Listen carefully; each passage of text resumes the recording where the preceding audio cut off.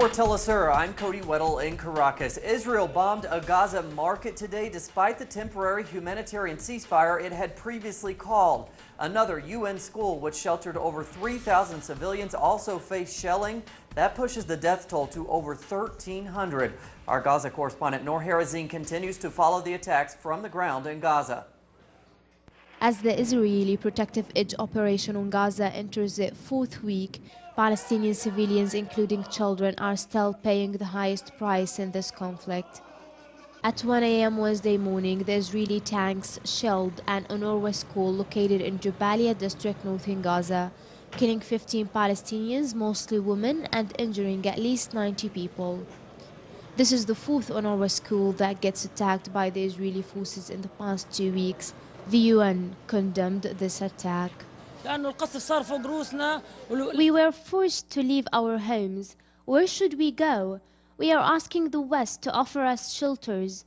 We are homeless civilians. The hospitals are not safe, mosques are not safe, and even the UNRWA schools are not safe. Seriously, where should we go?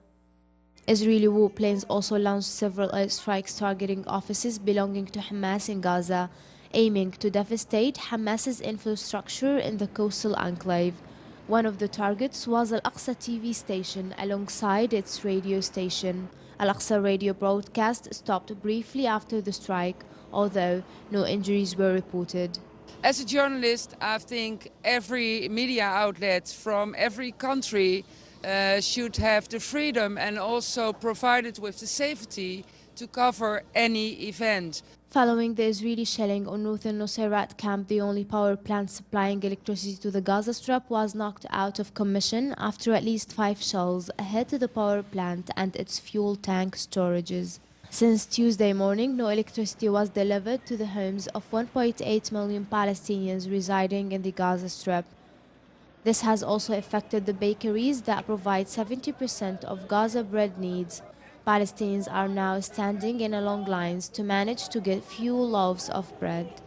In few days, Gaza's bakeries will run out of fuel, and people's homes will run out of water due to the electricity cut, which means that the people of Gaza will not be able to provide themselves with the basic needs, while Israel continue its offensive on Gaza.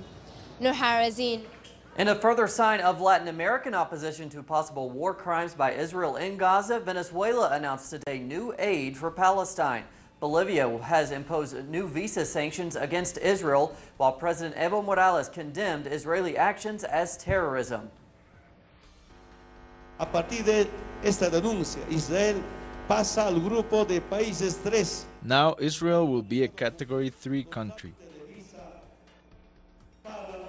which means their citizens will have to request a visa to enter Bolivia or ask for permission to the National Migratory Direction, which will evaluate whether or not to grant them access to the country.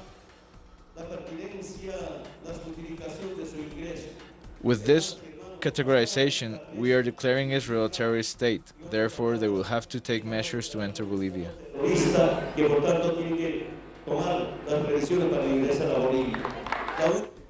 Moving on, Argentina was in last-minute talks in New York today in an attempt to reach an agreement with the so-called VULTURE funds. The talks sought to avoid Argentina defaulting on billions of dollars in loans. However, both parties failed to reach an agreement. Argentina had previously agreed to a deal with bondholders following a default in 2000, but a U.S. court ruled that a small number of VULTURE funds who refused the deal must be paid in full by tomorrow. The U.S. court has banned the other creditors from accepting payment from Argentina, pushing Argentina towards a technical default. Argentina Economic Minister Axel Kicillof emphasized today that the VULTURE funds demand higher payments than that paid to the other creditors in 2005 and 2010. Lo que piden los fondos buitre What the VULTURE funds that make up just 1% are requesting is to get paid more than 92% of the creditors. We have repeated it over and over, and I repeat it again in front of the claimants. This cannot be done, this cannot be done, this cannot be done, because the Republic of Argentina has its own laws and contracts, And what our laws and contracts say is that we cannot offer a higher amount to that paid in 2005 and 2010. No podemos hacer ofertas superiores a las del canje 2005 y 2010. In Venezuela today, Ramón Aveledo resigned as executive secretary of the main opposition group, MUD. His resignation comes after the opposition coalition suffered 4 electoral defeats in the past 2 years. Last December, the opposition lost local elections by a 10% margin. They had hoped the results would come as a referendum on President Maduro.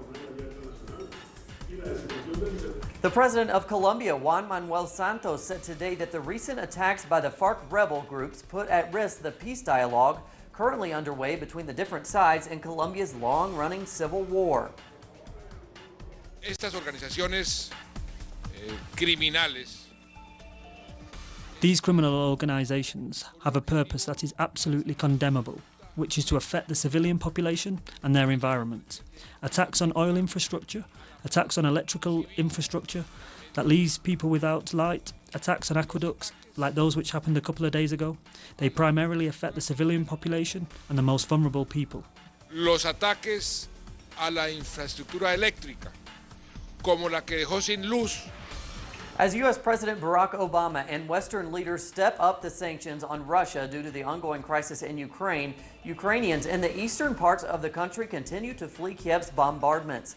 Bombing by the Ukrainian army in the rebel stronghold of Donetsk has killed at least 19 people in the past 24 hours. U.S. intelligence officials yesterday revealed that Ukraine was using ballistic missiles against citizens in the east. It is estimated that 50,000 Ukrainians have applied as refugees in Russia since the beginning of the conflict. American companies are paying dearly for their inability to protect clients from NSA spying. That's according to a new report. The American Open Technology Institute said trust in U.S. companies has declined since the NSA leaks by Edward Snowden. Yesterday, a bill was introduced in the U.S. Congress to restrict mass surveillance.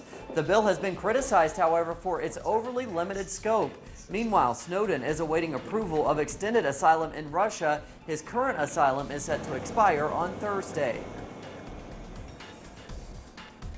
The women's rugby world will kick off their World Cup in France on Friday. The competition runs until August 17th, featuring a pool stage. Semifinals and finals will take place next week. New Zealand is the favorite, but is expected to face stiff competition. Here's an interesting fact for you. Women have played rugby since the late 19th century. International tournaments, however, are a more recent phenomenon. We have more on those stories and plenty of others at our website, telesurtv.net/English. For Telesur English, I'm Cody WEDDLE.